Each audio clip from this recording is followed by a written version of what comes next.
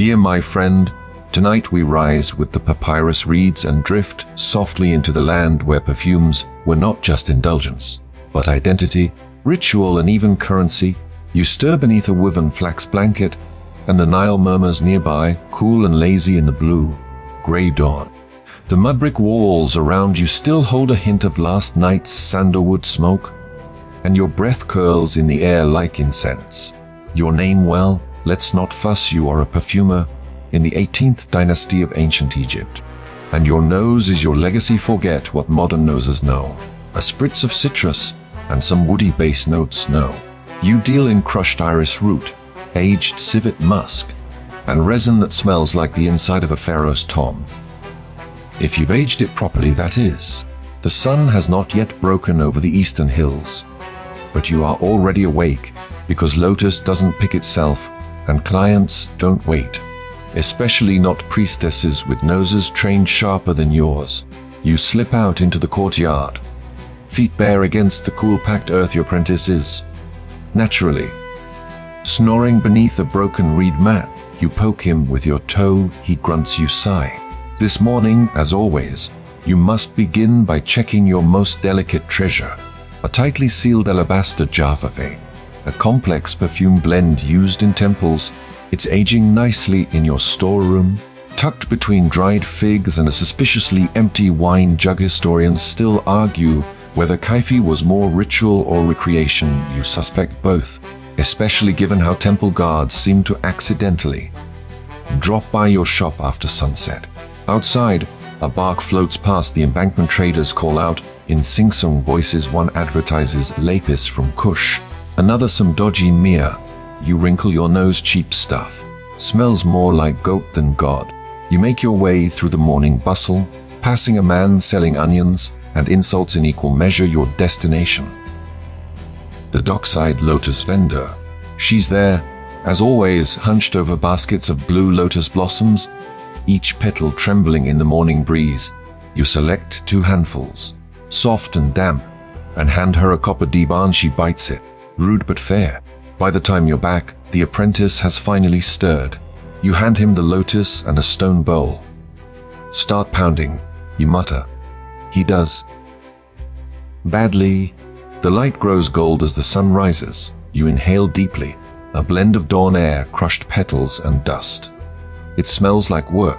The neighbor's rooster is back on the roof. He crows, Ludlean. And again, you briefly consider perfuming him with sleek balm. Inside your workshop, cluttered with amphora, sieves, oils, and mortar-stained linens, you light the day's first incense cone, frankincense. This time, maybe it will chase the last of sleep from your apprentice's eyes, maybe. And now it begins. You will steep, strain, pound, and filter. You will inhale so many resins your nose tingles. By noon, you'll probably argue about the humidity and whether the last batch of galbanum is too sour, and by sunset you'll smell divine, if a little like tree sap and disappointment. Because here's the secret in ancient Egypt. Perfume isn't just for the rich, it's for the dead, it's for the gods. It's how you speak to a spirit and win over a noble's heart, or at least make them smell less like camel. So, before you get comfortable, take a moment to like the video and subscribe, but only if you genuinely enjoy what I do here, and feel free to comment with your location and local time. I love seeing where you're tuning in from. Now, dim the lights, maybe turn on a fan for that soft background hum, and let's ease into tonight's journey together. You stretch your back, stare at the Nile glittering in the rising sun, and get to work. The day is young, the lotus is fresh, and your nose is ready, probably. The sun's barely over the tamarisk trees, and already your hands smell like a very expensive bouquet, or possibly like the offerings table after a long feast. You've sent your apprentice off to fetch fresh date oil, which he'll definitely spill, and in the meantime, you turn to a more delicate matter, preparing myrrh, not the fresh stuff either. The old, hardened chunks you keep tucked in a linen wrap under the workshop bench, where only the cat sleeps and the mice dare not tread. You sit cross-legged on a reed mat, balancing a round basalt grinding slab in your lap with practiced rhythm. You begin to crush the resin slowly. Myrrh is stubborn, and grinding it by hand is more meditation than task. The pestle rises and falls like a heartbeat. The scent is sharp and warm, like desert rain and incense smoke all at once. You hum under your breath, a tune half remembered from childhood temple visits. The kind with drums that thud in your chest and flutes that sound suspiciously like wheezing birds. You add a splash of wine to the paste. Yes, wine red and sour makes the scent bloom in strange honeyed ways. Some scholars argue whether wine was ever part of perfumery, or just an indulgence for the wary perfumer. You know better, it opens up the oils like a whisper opens secrets. Outside, a donkey brays, bluntly followed by a less dignified thump and your apprentice's unmistakable yelp. Ah, he's back. You continue grinding, letting the rhythm lull you into a calm focus. A deep breath here, a sniff there. The scent changes slightly as the mixture warms in your hands. More bitter, more alive. By the time he stumbles in, clutching our full jug and muttering curses under his breath about that smug olive seller's goat, your paste is ready. You nod, take the oil and begin to blend. The trick with perfumery, real perfumery, not the watered down tourist stuff peddled at the festival, is layering. Every drop is a memory. The base notes ground the scent thick, resinous, eternal. The heart notes floral, sweet, fickle, rise and fall like a noblewoman's temper, and the top notes fleeting like laughter or rumors or papyrus smoke at dusk. Today's blend is for a priestess at the temple of Hathor. She wants something sacred yet alluring, powerful yet soft. You smirk. Typical client. You mix the myrrh paste with warmed date oil, stirring slowly. It turns golden like morning sun. You test a dab on your wrist. A little too woody. You add a whisper of crushed mint. Better. The apprentice offers a sniff. Sneezes, you ignore him. You pour the blend into a polished stone jar and seal it with beeswax. The wax is warm and pliable from the sun. You press your seal into it. Your personal mark, a stylized ibis with a crooked beak. People remember crooked beaks. Later, you'll bury the jar in warm sand to age it. Not too deep. You lost 3 batches last year to a particularly ambitious mongoose. As the sun climbs, so does the heat. You retreat into the back room, where your scent jars line the shelves like sleeping spirits. The air in here is dense with fragrance, so thick it feels like it hums. Rose, cinnamon, pine, crushed almond, a scent for every god, every ailment, every marriage proposal gone awry. You pause in front of your oldest jar. It's so caked with dust. You're not even sure what's inside anymore. You open it, instantly regret it. It rotten, spikenard, a mistake from last year's flood season. You cough and reseal it. You'll pawn it off on that scribe with no sense of smell. A light knock at the door.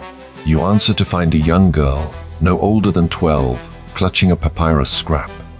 She squints up at you, then looks disappointed. I thought you'd be taller. You raise an eyebrow. She shrugs. My mistress needs a new temple blend. She says yours last time made the gods weep. You nod sagely, with joy, I assume. She snorts and hands you the list. You scan it. Lavender, pine resin, a splash of cinnamon, ambitious. You ask when she needs it. Before the midday sun. You groan internally. Of course she does. You step back inside, roll your shoulders, and start again. Lavender first. It's drying in bundles above the door, perfuming the room like a noblewoman's boudoir.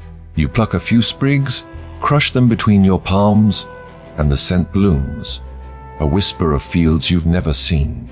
Blending is an art, but also a bit like soup. It's best not to overthink it, and absolutely never admit when you're winging it. You work in silence, broken only by the rhythmic third of your apprentice dropping something. Again, probably the good bowl. And then, as the sun hangs hot and high above, you stop. You've done it. You think. Maybe. You test a dab behind your ear. Close your eyes. It smells of sun-warmed wood, of distant orchards, of prayers whispered into cool stone. Not bad. Not bad at all. You hand the finished jar to the girl. She sniffs, looks surprised, and doesn't insult you. High praise. As she disappears into the alleyway, you lean against the doorframe, wipe your brow, and sniff your wrist again. It's good. Maybe even very good. And to think it all began with myrrh, crushed before the sun even touched your roof. The Nile has shifted into its lazy midday shimmer, and your workshop now smells like 10 different kinds of ambition. Your apprentice has finally stopped breaking things, mostly because you've banished him to oil, filtering duty in the alley, where he can't knock over anything more valuable than a pot of dried juniper. Inside, you turn your attention to something a little more ancient, a little more mystical, the gods, not the flashy ones who ride solar barges or launch thunderstorms, but the quieter ones, the ones who like scent. See, in your trade, you can't just blend perfumes for mortals. You also craft offerings, the good stuff, the kind burned in temple censers to waft into divine nostrils. There's a whole debate among scholars, still unresolved, about whether Egyptians believed their gods needed incense or simply enjoyed it. You've never asked the gods directly, but judging from the temple orders, they seem quite addicted. Today's divine blend is for Thoth, god of wisdom, scribes, and headache is, you begin by laying out your components like a painter with pigments, powdered juniper, a pinch of coriander, a sliver of labdanum scraped off a goat's wool, yes, really, and a single dried fig for sweetness. You hesitate, then toss in a fragment of cinnamon bark just a whisper. It's indulgent, sure, but who are you to skimp when flavoring a deity? The charcoal is already glowing in your small burner. You spoon a bit of the blend onto it. It sizzles faintly, releasing curls of gray smoke that twist like dancers. The scent rises rich, spicy, and unexpectedly thoughtful. You inhale a little too deeply. Now your eyes water. Always happens with labdanum. There's a knock, loader this time. You groan and answer it. Outside stands a palace messenger, dressed in crisp linens and too much eyeliner. He holds out a folded linen scroll with a wax seal. You accept it, nodding solemnly, as though this happens all the time. It doesn't. You crack the seal and read, the Queen's steward requests a consultation, urgently, for a private scent. Which always means one thing: seduction. You close the door, stare at the wall, and sigh dramatically. The apprentice peers in. Something wrong, master. You shake your head. Just royalty again. His eyes widen. Are we being arrested? You pause. Not yet. The steward's note includes a peculiar instruction. Bring no samples. The scent must be imagined. You frown. This is going to be one of those meetings. You quickly change into your slightly less oil-stained tunic and grab your portable scent kit. Tiny jars, pestles, and wax seals packed neatly into a wooden box. You've barely locked the shop when a small barque arrives to ferry you across the Nile. Very dramatic. Someone's clearly trying to impress you. The palace is cooler than your workshop, all carved pillars and lotus-shaped braziers. You're led through an absurd number of corridors until you reach a shaded inner court where the steward waits. He's tall, thin, and smells like honeyed rosewater. You instantly distrust him. He greets you with a practiced smile and motions to a stone bench. She wishes to smell like power, he says, without preamble. Drink power. Specifically, he continues, a power that no other woman in the court can match, a scent that lingers in the air like a rumor and leaves men convinced they've dreamed her. You resist the urge to roll your eyes. Barely. Instead, you nod. I'll need 3 days. And absolute discretion. He claps once. Perfect. You'll be housed in the perfumer's quarters. Meals are provided. Don't ask questions.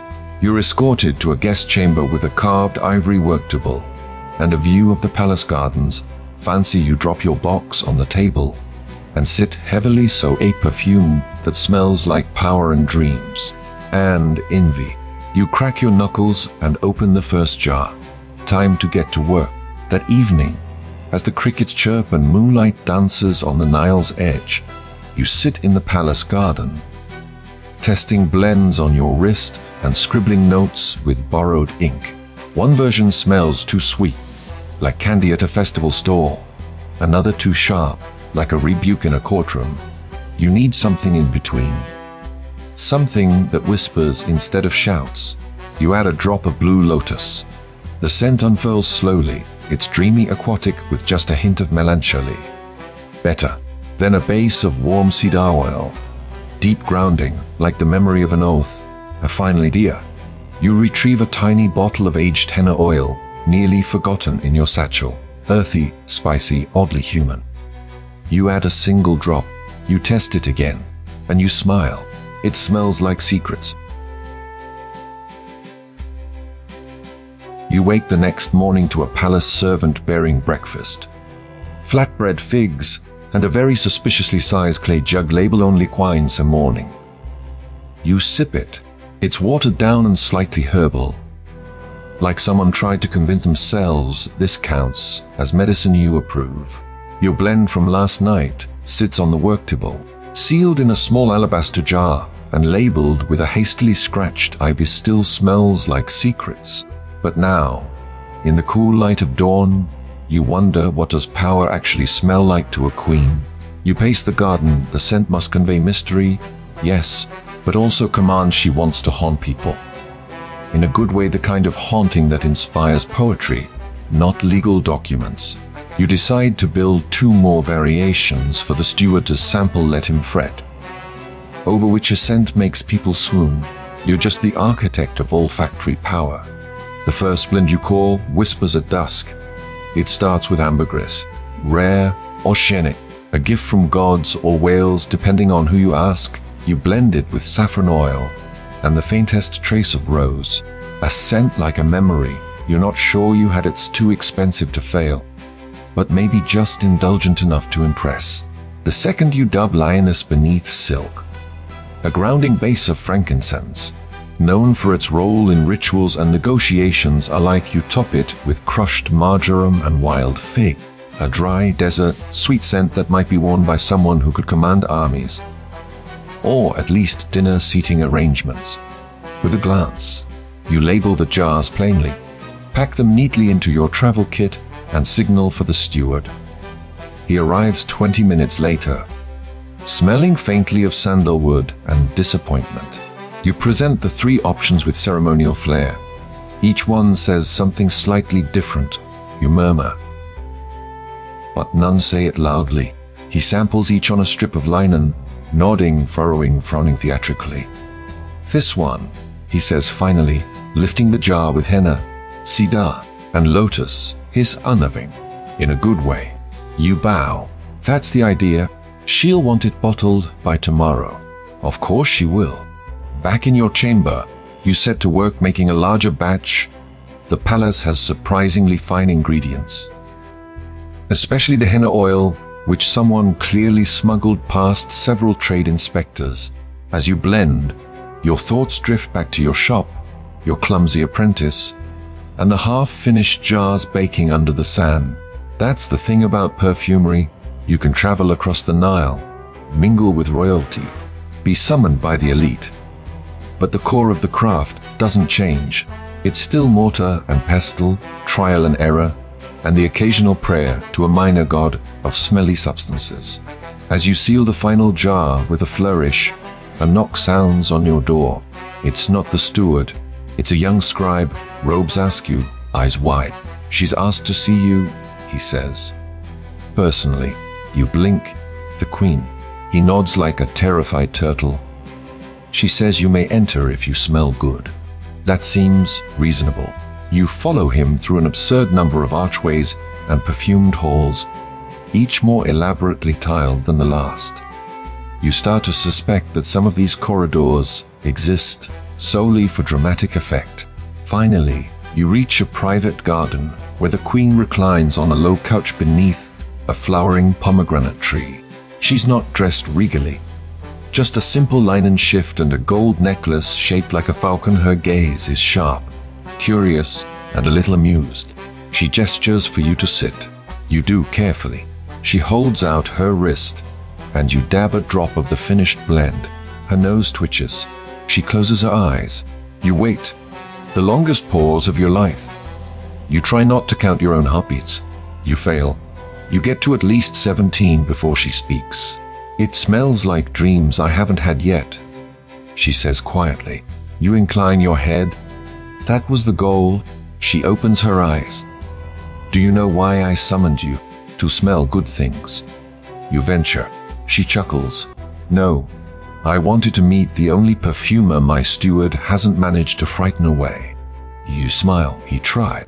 She grins back, then waves you away with a flick of the hand. "You'll make more of this. Keep it secret, and if anyone else tries to copy it, I'll give them a batch that smells like fermented onions." You promise. She laughs, a sound like clay wind chimes, and with that, you're dismissed. Back in your chamber, you sit for a moment stunned. Then you laugh quietly to yourself. You, the kid who once spilled cinnamon oil on a sacred papyrus, have just scented a queen, and somehow you didn't even trip on the rug. You return to your shop a few days later by moonlight, stepping off the barquey with the quiet confidence of someone who has both impressed a queen and managed not to spill anything expensive on palace floors. The apprentice greets you with wide eyes and a tunic covered in beeswax. "I didn't burn the place down," he announces proudly. You sniff, define burn. The workshop remarkably still smells like cedar and cumin rather than catastrophe. A minor miracle. Your table is just as you left it, half-finished formulas, wax seals, papyrus scrolls containing too many ideas, and too few conclusions. But now, something shifted. You've seen behind the curtain. You've scented royalty. And now the city wants to smell like royalty too. Word spreads faster than a Nile flood. By midday, 3 wealthy merchants, a mid-level priest, and a very persistent harpist have all come by to ask if you're taking custom scents now. One even offers a basket of pickled limes in trade. You smile, politely refuse the limes, and realize the perfume economy is about to become your next big headache. But before you dive into capitalist chaos, you take a moment to indulge a quieter joy, rebuilding your blend archives. You open your private shelf, a locked wooden case lined with tiny jars. Here lie the weird ones, the what-ifs, the "This made my cousin sneeze for 3 hours." Test scents. You decide to revisit your Festival of the Catfish blend, once dismissed as too aquatic and mildly disturbing.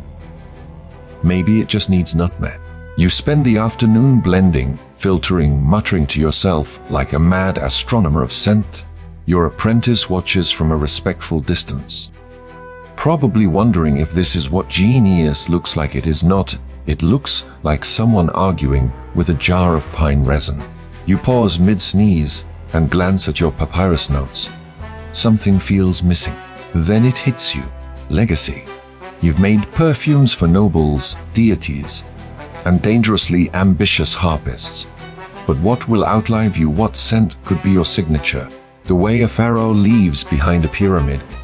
Could you leave behind a bottle? You begin scribbling. You draft a list of ingredients with more care than you've ever used outside palace walls.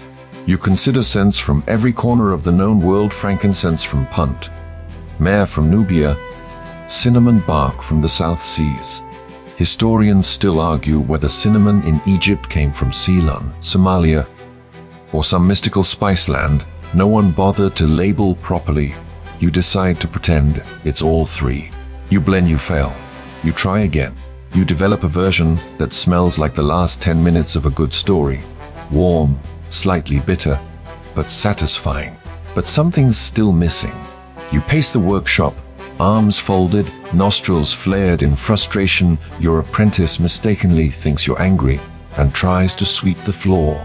You step around him and stare at the sunset light, filtering through your workshop slats. That's it. Light, You recall an old merchant's tale of a rare resin that glows faintly in dusk, said to come from the trees that grow where no shadow dares linger. Absolute nonsense. But romantic nonsense. You like that. You don't have glow resin, but you do have beeswax tinctured with gold leaf. A ridiculous experiment from last year's solstice. You add a drop to the mix. You test it, and oh, it opens like a sunrise, warm, luminous, slightly sweet, but not cloying. Like the idea of light. Bottle. You laugh. Write this one down. You tell your apprentice, tossing him a fresh scroll. We're calling it morning in Thebes. He frowns. But it's evening. Exactly.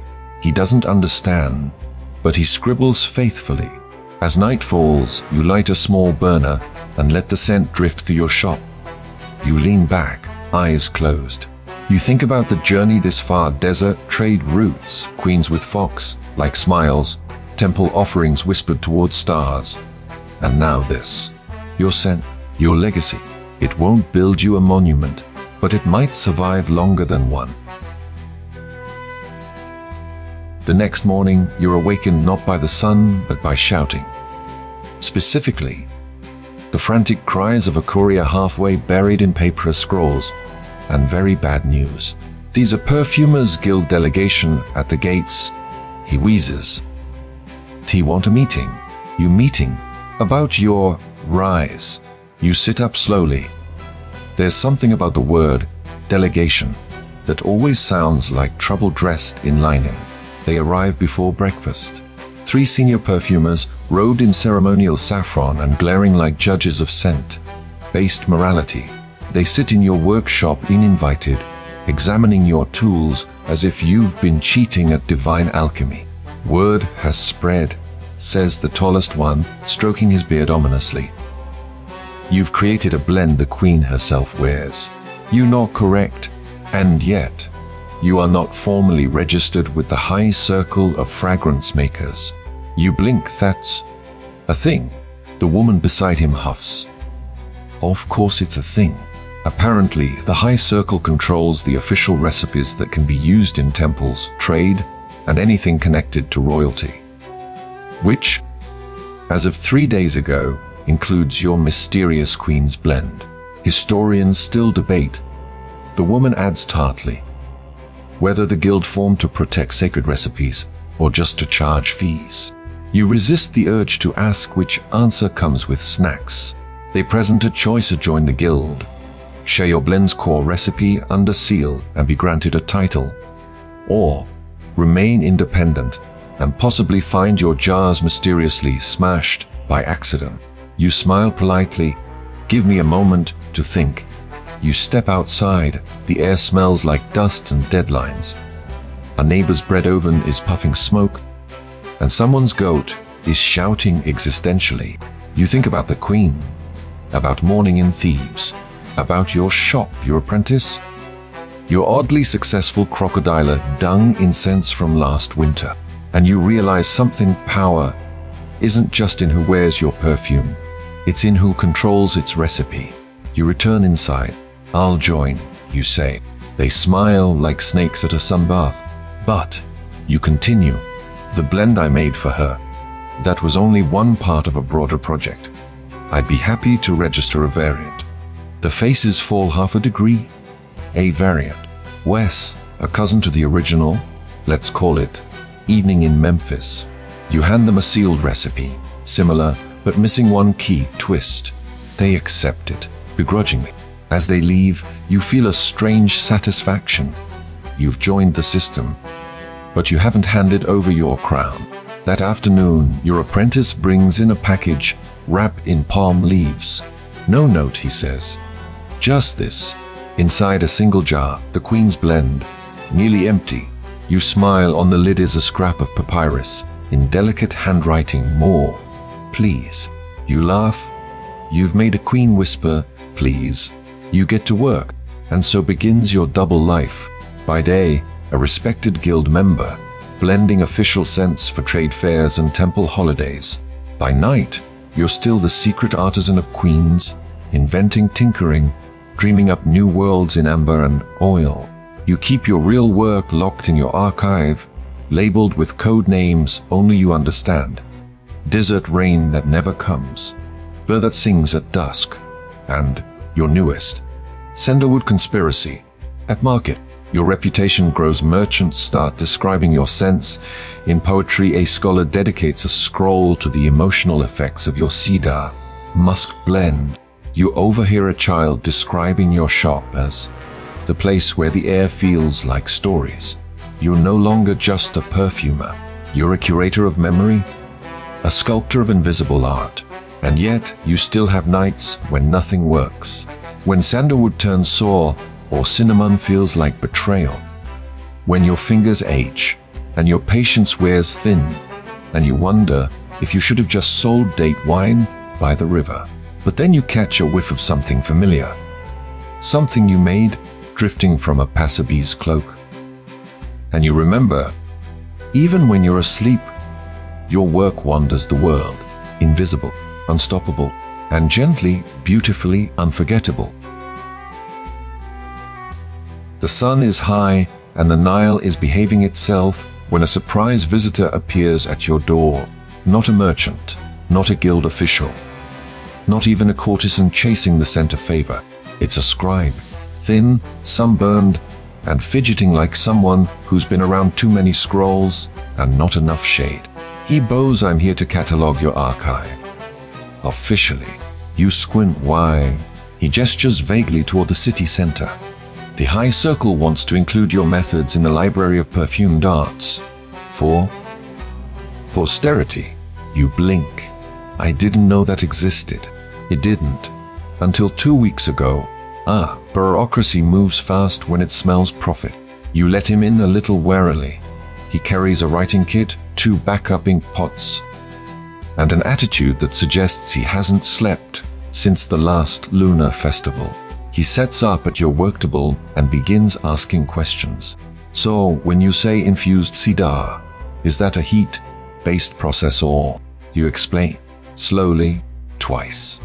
You have to physically stop him from dipping his stylus into your fig resin. It's going to be a long day. As he works, he tries to classify your ingredients. Pigeonholes, labels, neat definitions. But your archive doesn't like being pinned down. It has scrolls scribbled in shorthand, oils bottled with wax instead of seals, blends named after dreams you barely remember. He looks confused. "You call this river fog? What's in it?" You shrug, "Memory. And a little blue lotus." He frowns. "That's not very specific. Neither is fog." He sighs. But as the hours pass, something shifts. He starts to see it. The connections, the artistry. The reason you labeled one blend, second son's wedding day, and another, smell I thought I forgot. You explain your theory of scent memory, that a certain combination of oils can unlock not just thoughts, but moods, stories, entire personalities. Historians still debate, you say while stirring a myrrh concentrate, whether ancient perfumes were just for smell or for spell. I say, why not both? By dusk, the scribe is no longer scribbling blindly. He's asking better questions. What does this one evoke? You pause, homesickness. But the comforting kind. He nods, genuinely moved. And in that moment, you realize what this archive really is. Not a warehouse of oils, a library of lives. Each jar a memory, each blend a chapter. And you're not just a perfumer. You're a historian of the invisible. A guardian of feelings too fragile for stone, too slippery for scrolls. The scribe finishes just as the lamps are lit. He stands, bows. "I think I understand." You nod, exhausted but grateful. "Good. Now write that down." As he leaves, your apprentice enters, carrying a bundle wrapped in linen. Something came for you. You unwrap. Inside a broken comb, 2 peacock feathers, and a small vial of oil. The scent makes your eyes water. It's from your mother's village, an old blend used during morning rites. You haven't smelled it in years, and suddenly you're 6 again, hiding under a woven table while the grown upswept softly and drank spiced wine. You sit down, silently, letting the scent work. This too will go in the archive. You'll call it Things We Loved and Lost.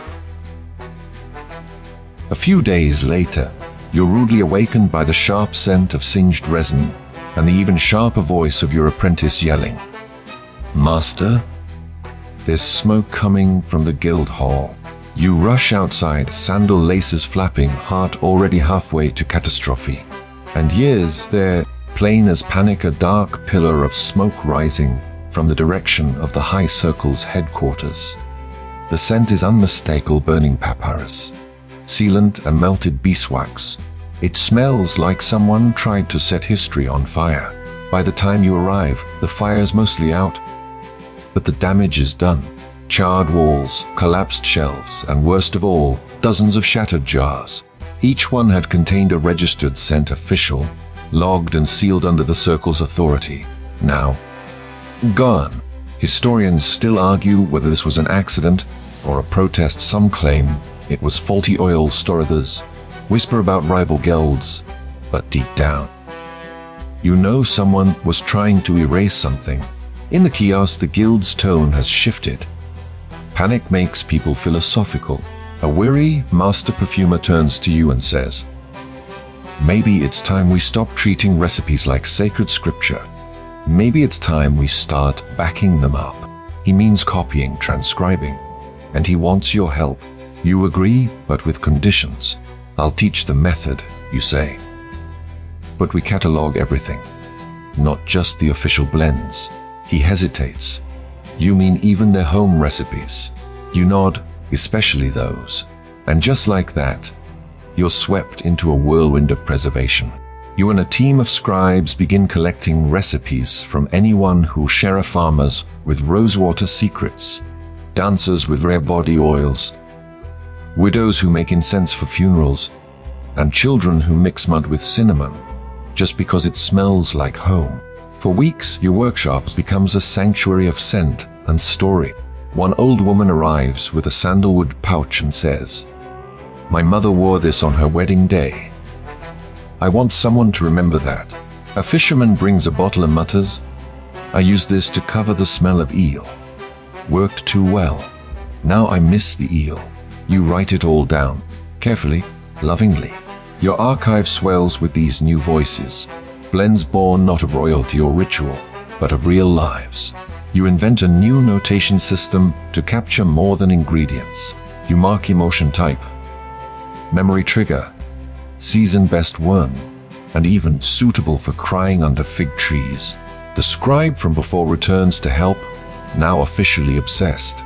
"Your method," he says one afternoon, "reminds me of how the priests record dreams." You shrug. Scent is dreaming with your nose. He doesn't even argue, just keeps writing. Meanwhile, the queen sends another message, this time on silk. "I heard about the fire. You must protect what you know. Also, I'm running low." You smile. Even queens know the power of a good refill. You blend a new batch, slightly altered with a hint of date blossom, and send it off in a jar carved with lotus petals. You name it, Phoenix in Langen. The royal courier doesn't even blink. She'll love it. Back in your shop, you look around at the chaos: jars, scrolls, sketches, half-labeled samples, 2 napping cats, and your apprentice arguing with a date vendor over whether honey belongs in vetiver blends. It's perfect. This mess, this is history in motion. And you, with your stained fingers and tired smile, you're its quiet archivist. A breeze wafts through your open window one quiet morning, carrying with it a new scent. Oddly sharp, unfamiliar. Not one of yours. You wrinkle your nose. A perfume shouldn't smell like wet copper and lemon rind. Curious, you follow the tread. It leads you to the harbor, where a group of foreign merchants is unloading amphora marked with strange script. Their robes are stitched with silver thread, and their accents are slippery, like honey poured over gravel. You approach cautiously. "What is that smell?" You ask one of them, gesturing toward the jars. He grins. "New thing. From the mountains beyond the Red Sea." You call it citrus. You raise an eyebrow. We have citrus. Not this citrus. He uncorks a jar, and the aroma hits you like gossip in a marketplace. Sharp, bright, but layered with something deeper. Basil. No. Something peppery, almost metallic. You blink. This isn't a perfume. It's an opinion. The merchant explains that it's part of a new movement, aggressive scents. Not meant to blend in, but to demand attention. You watch a fashionable young noble dab some on his wrist, sniff, and declare, "It smells like power." You nearly snort. It smells like someone lost a bet with a lemon, but something about it lingers in your mind. Back at your shop, you gather oils with bolder notes: black cardamom, saffron, pine tar, and a pinch of crushed mint. You're not trying to imitate the foreign blend. You're trying to understand its philosophy. The result, a scent you call disagreement in the garden. It's not lovely, not even likable, but it makes people feel something. Your apprentice hates it. Your scribe writes 3 scrolls about it. The queen sends a messenger. Do no tea send this again. You grin, mission accomplished. Historians still argue whether perfume should comfort or confront. You say, why not both? This experiment opens a new chapter in your work. Not just scent as memory, but scent as mood, argument, transformation. You create a small series of bold blends. Ambition in amber, jealousy under moonlight. Euphoria, but only brief lie. They don't sell much, but the people who do buy them write poems. One woman claims, bittersweet persuasion helped her finally break up with a man who deserved it. Meanwhile, word spreads that you're not just a perfumer. You're an innovator, a provocateur. Invitations arrive from Alexandria, Thebes, even far off Babylon. One scroll, written in a clumsy but earnest hand, reads, "Please come teach our artists." We've been stuck in rose and sandalwood for centuries. You consider traveling briefly, but your archive needs you. And frankly, you like sleeping in your own bed, especially one that smells faintly of cardamom and the oil of unfinished dreams. Instead, you begin sending recipes, not your best, not the queen's, but good ones, sincere ones. Scent diplomacy, you call it. Your apprentice laughs. What if they steal your ideas? You shrug. Then the world will smell better. I can live with that. One evening, as the sun spills gold over your street, a woman arrives carrying a single jar. No name, no scroll, just the scent. You open it. Your heart stops. It's yours but not. One of your older blends, altered, improved. You look up, startled. She smiles. "I used to watch you through the window when I was a girl. I learned by scent." You blink. You are self-taught. You taught me. Without knowing. And just like that, your influence has come full circle. You were someone's origin story. And isn't that the highest art of all? Later that month, you do something you haven't done in years. You visit the temple of Seshat. It's not a religious pilgrimage exactly. More like curiosity with a sandal strap. The temple is quiet, cool, and smells faintly of papyrus dust and frankincense. You tread softly, past carved pillars and painted ceilings that whisper of constellations and moonlit geometry.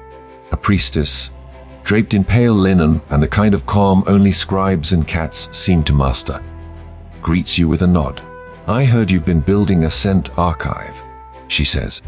You raise an eyebrow. News travels fast. Smell travels faster. You're invited into the scenting room.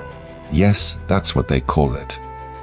A chamber once used to preserve scrolls, now repurposed for sacred olfactory rituals. The walls are lined with narrow shelves, each bearing oils dedicated to a goddess, a celestial body, or a specific dream. One jar is labeled simply, "The smell of rain on stone, breathing in." Your fingers twitch with recognition. You've made something like this before. But theirs has an edge of flint. Yours leaned more into petrichor and nostalgia. They offer you a small reed pen soaked in orris root. Instead of ink, it drips scent. Would you like to contribute? You hesitate, then nod. You dip the pen into your personal blend. sandalwood, and secrets. And write a single symbol on a strip of papyrus. The hieroglyph for remember. The scent seeps in, a small offering, a fragrant signature.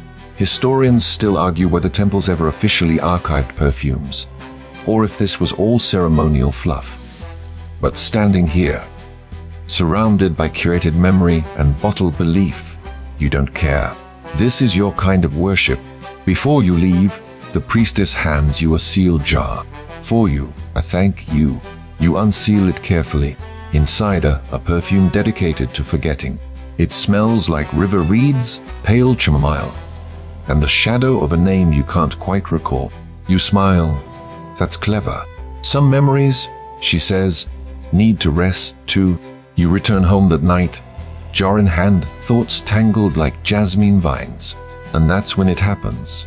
Your apprentice, bold and awkward and standing weirdly straight, says, I want to apprentice elsewhere. You blink. He fidgets. Not because I don't love working here. I want to try the salt mines of Siwa. They're distilling perfume from brine and wind. You pause, then laugh. Brine and wind. That sounds absolutely ridiculous. I know. Isn't it exciting?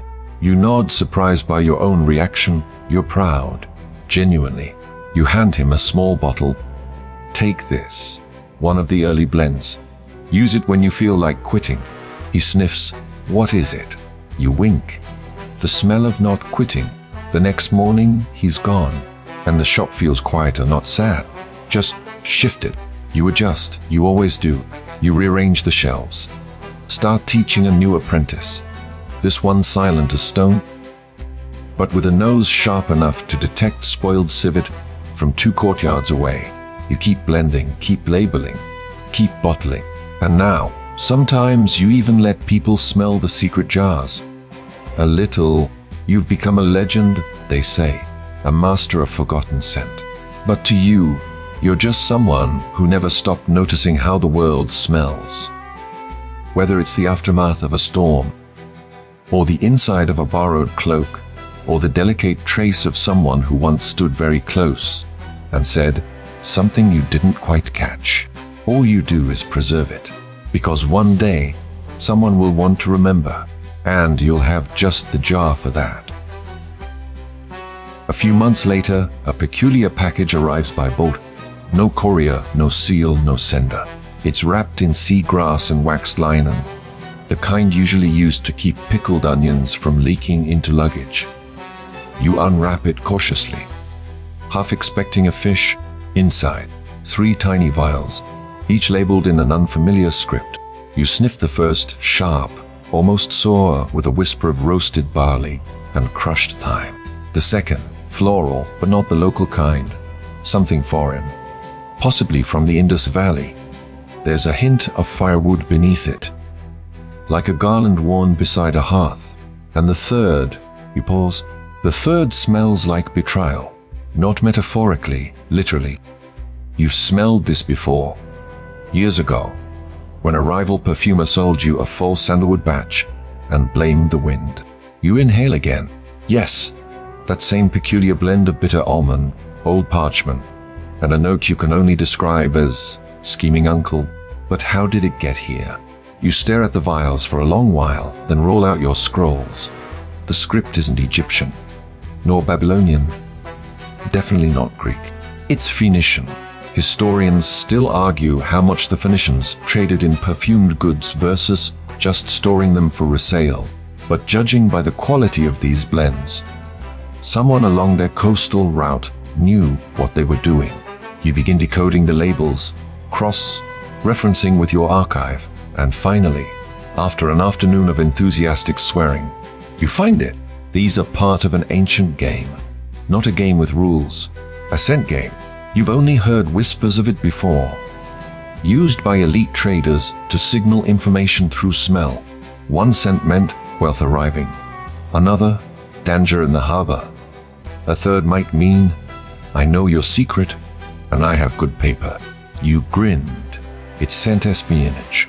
Naturally, you dive in headfirst. You begin crafting replies.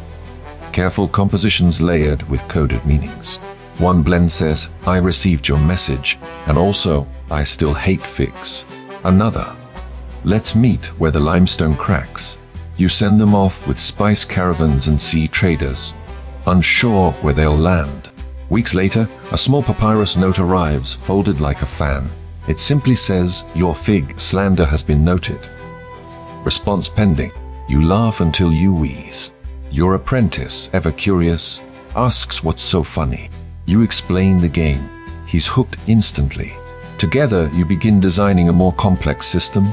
Scents that say things in layers. One for tone, one for context, one for whether you're being sarcastic. The queen hears about it, of course. She always does. She sends a scroll. Why haven't I received one of these scent notes? Must I start a scandal? So you make her one. It smells of lavender, dusty citrus, and that little tickle of surprise when someone actually gets your joke. You call it Wink from a Throne. She sends back a single vial, clearly one of her own creations. It smells like honey, steel, and ink pressed too hard onto parchment. You know what it means. Well played. And so the network grows. Your archive begins, including these coded blends. You invent a classification called Conversations. One entry read, to sender unknown, to recipient me. Tenton messenger, this smells like regret and roasted goat. Probably an apology. Another is more poetic.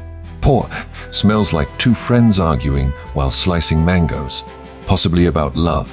You begin to realize that scent isn't just memory or message. It's emotion in stealth mode. You're not just recording anymore. You're corresponding, and the world is replying. One crisp morning, as the Nile glitters like a basket of spilled pearls, a noble woman arrives at your door. She wears lepis around her eyes and carries a reed fan that probably cost more than your shop. Without introduction, she says, I want to smell like vengeance. You blink. Do you mean a perfume that reminds people of vengeance, or she interrupts, I want to walk into a room and have everyone know I'm furious. Elegantly. You resist the urge to laugh, barely. She adds, it must linger, but it must never shout. A challenge. You love those. You set to work, gathering the notes of elegant rage. Myrrh, dry and bitter as a well-written insult. Burnt rose petals, because beauty should sometimes sting. A whisper avowed, smoky and old, like a grudge passed down generations. And, for the finishing note, just a hint of cinnamon. Sharp, unexpected, and not to be underestimated. You name it, veal of consequence. She dabs some on her wrist, sniffs. Then, smiling without her eyes, she says, perfect. I'll wear this to my cousin's engagement party. You don't ask what her cousin did. Later that day, a street performer stops by. A flute player whose clothes are patched with memories and dust. I heard you make potions for moods, he says. Can you make one for returning home? You ask, have you? He shrugs. Almost, I need help finishing the feeling. Together, you craft a scent with crushed clover, warm fig, and the faded trace of childhood firewood. When he inhales, he closes his eyes. That's it. You don't charge him. Sometimes, you learn more from joy than coin. That night, you label the blend. Reunion without regret. Historians still argue whether perfumes were used as emotional tools. Therapeutic, even, but in your world, they are. Your shop becomes a haven not just for royals and travelers, but for people seeking closure, courage, or clarity. One woman wants to smell like she's finally over him. You give her something clean and green with just a bit of sea salt. One young man wants to wear the scent of his lost brother. You craft it with dates, ash, and the ghost of pine. Quiet but enduring. People leave your shop a little lighter, or maybe just more seen. Your apprentice starts keeping a secret list. Smells requested but not yet bottled. What grief probably smells like. The best smell for nervous proposals. One evening, you find a note from your old rival, the one who once tried to sabotage your sandalwood shipment. It reads, still bitter, still impressed, attached to veal. It smells like almond burnt scroll and envy. Honestly, not bad. You write back with a vial that smells like magnolia and a shrug. The network continues. One perfume you craft ends up at a wedding in Byblos, another at a funeral in Thebes. A third somehow makes it into a soldier's armor lining. You begin hearing rumors. Whispers of your work sailing beyond Egypt. People in Cyprus and Crete asking for the memory maker. You never aimed for fame, but here it is, drifting gently in the air. And still you work in silence, one jar at a time. It begins, as many strange things do, with a camel trader who smells like damp wool and ambition. He barges in unannounced, drops his satchel on your floor, and announces, "I need your best anti-panic blend." You stare. Are you currently panicking? He nods solemnly, but in a very organized way. He explains he's part of a caravan heading to Nubia, and one of the camels has developed an unsettling habit of screaming at night. This has not endeared the caravan to local spirits, who, according to him, are now haunting the journey in the form of fall, smelling breezes and confusing dreams. He needs something reassuring, but with authority. So you mix a perfume with frankincense for grounding, mastic for courage, blue lotus for gentle dreams, and a single note of coriander, just odd enough to keep ghosts guessing.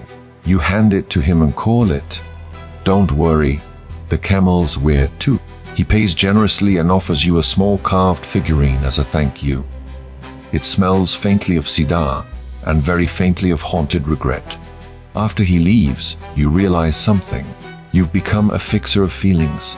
People now come not just for status scents or trade fragrances, but to soothe you, to signal, to be understood when words don't work. A weaver from Memphis arrives next. She's mute but expressive, and brings with her a scarf dyed with crushed marigolds. She signs a request. You nod. You want to smell like sunlight on thread. She beams. You give her something warm and golden, with notes of saffron, raw flax, and early morning. The jar label simply reads, "Marigold Voice." She kisses your hand. Moments like that, they linger longer than any perfume. Your apprentice, scribbling, starts cataloging these unspoken commissions. His notes become oddly poetic. One request: to smell like something you forgot to say. Blend basil seafoam old sandal straps. Another request: for when you say goodbye but come back anyway. Blend crushed plum myrtle, ash from old letters. Historians still debate how deeply scent factored into interpersonal rituals. Apologies, farewells, flirtation. You don't debate. You just keep making them. A visiting scholar suggests your work is becoming olfactory literature. You raise an eyebrow. He explains, people aren't wearing your perfumes. They're reading them. On their skin. You hadn't thought of it that way, but you like it. Soon after, a widow requests a scent for mourning, but not sadness. She wants something that feels like being held in silence. You give her a perfume with fig leaf, white clay, and vetiver, a quiet, strong scent that stays close to the skin. She wears it to the temple and tells the gods she's ready to stop weeping. That night, your apprentice sets up a new shelf. He labels it Emotional Lexicon. It includes optimism before breakfast, forgiveness with boundaries, nostalgia but not the sad kind. You realize you're no longer just a perfumer. You're a translator. You speak the language of scent, and the world slowly is learning to listen. You're halfway through blending a scent you've tentatively titled Rain that arrives exactly on time. When the Queen's courier returns, breathless, sand-dusted and unusually polite, he brings a scroll sealed in beeswax, tied with golden thread. It's short, "Come to the palace. Bring the apprentice." You look up at your assistant, who's currently elbow deep in powdered lavender and humming tunelessly. You raise the scroll. Guess who's royal now? The palace welcomes you like an old friend, albeit one that still needs its shoes polished. Inside, everything smells faintly of stone, myrrh, and political tension. The queen greets you herself, dressed in linen so fine it might be whispered rather than woven. She gestures toward a low table set with delicate jars. "I want a new national fragrance," she says. "One that doesn't smell like temples, war, or dying lotus blossoms. Something people remember, but don't immediately copy." You nod so they're original, iconic, difficult. She smiles. "And I want it to evolve with the day. A sunrise to sunset scent. Tricky, but not impossible. You begin with morning, papyrus dew and the green hush of riverbanks. A little crushed mint to open the eyes. A drop of desert jasmine. Just enough to hint at heat to come. Then midday, saffron and sweet acacia for radiance. Lemon balm to cut the sweat. Date sugar to soften the edge of power. And finally dusk, smoked sandalwood, faint fig skin. And a low hum of something warm and grounding. Maybe patchouli, but aged like wisdom. You layer it all in wax tablets and oil infusions. Test it. Adjust. Test again. The apprentice helps you gauge the dry. Down by wandering the palace halls, pretending to forget things, so he can sniff the air on return. Finally, you present the blend. You call it. The day wears her name. The queen sniffs once, then again. She says nothing, just smiles, and places the jar beside her crown. That evening, a scribe appears with a new decree. Your shop is now the official royal fragrance archive. Your apprentice is given a title, Keeper of Aromatic Affairs, which sounds a bit dramatic but suits him. You return home in a golden chariot, which feels overly symbolic, but you won't lie. It's comfortable. The next morning, you find a line outside your door, not for perfumes, but for stories. People want to tell you their feelings and see what they smell like. One farmer wants to smell like the silence after a good harvest. A young girl requests whatever bees dream about. A former thief wants to wear redemption, but not too obviously. And so you listen and blend and listen again. Historians still debate whether perfume in ancient Egypt carried such layers of meaning. Most records, after all, focus on ingredients and rituals. But you know the truth. Scent is the unwritten chapter of a civilization. It's not stored in scrolls. It's remembered in sighs, in closings of eyes, in that tiny, involuntary smile when someone walks past and smells like a story. One morning, you wake to find your shop flooded with pale blue light and the scent of last night's work. Clove and tamarind still lingering in the rafters. You stretch, not from exhaustion, but satisfaction. You've been dreaming of recipes again, not just perfumes, but places. You dreamt of a market in the Indus Valley, where women anointed their necks with resin and rainwater, of a shaman in Lapland brewing scent from moss and thunder, of a merchant in Mesoamerica who carried ambergris in a hollowed-out fruit. In your dream, they all nodded at you. Fellow perfumers across time. You rub your eyes and head to the mixing bench. There's a jar from the apprentice with a new blend: cardamom, ink, and sandal. The label reads, "The dream of other noses." You laugh softly. You've taught him well. That afternoon, a man enters with a peculiar request. He doesn't speak at first, just lays a broken necklace on the counter. You know this kind of silence. It's not pain, it's memory. You lift the necklace. It smells faintly of someone who once wore citrus and regret. Something that feels like letting go, he says. You give him something bitter but clean: cypress, crushed apricot, and a drop of windflower. He breathes it in and nods without words. Historians still argue whether perfume shops held this much emotional gravity in ancient times, or if modern nostalgia has made myth of the mundane. But that's the thing.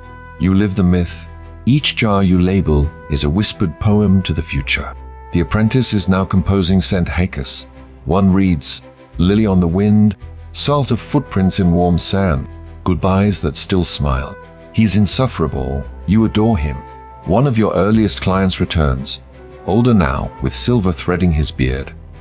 He brings a sample of his first perfume and says, you still make the best version of me. You laugh and say, you've aged well. Like vetiver. He grins. That's generous, like Aud. He buys 3 jars. 1 for him, 1 for his daughter, and 1 just labeled just in case. The seasons turn, crops change. Oils thicken in the cold. You keep blending. A diplomat sends for a scent that smells like agreement. Firm but pleasant. A temple girl wants something to wear on days. She doubts the gods are listening. Your archive grows. So does your legend. The apprentice eventually takes a corner of the shop and begins training someone else. A wary boy with an excellent nose and an unfortunate tendency to sneeze at jasmine. And then, one evening, as the sky bruises violet and gold, you find a message carved into the inside of a lid. Thank you for giving me back my name. No signature, no clue who wrote it. But you smile, because that's all you ever really wanted. You cap a bottle, seal it in wax, and add it to the top shelf. The label reads, "A good ending." And now, my friend, the lamps grow low. The jars are closed. The oils have settled. Outside your shop, the world quiets. The Nile hums softly in the distance, not rushing, just existing. Even the breeze through the reeds sounds like it's exhaling.